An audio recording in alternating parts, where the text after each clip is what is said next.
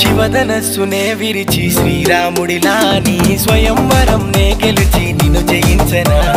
ఏ కష్టం సుఖమున్నా సీతమ్మలా నీతో వనవాసమైన వచ్చి తోడుండనా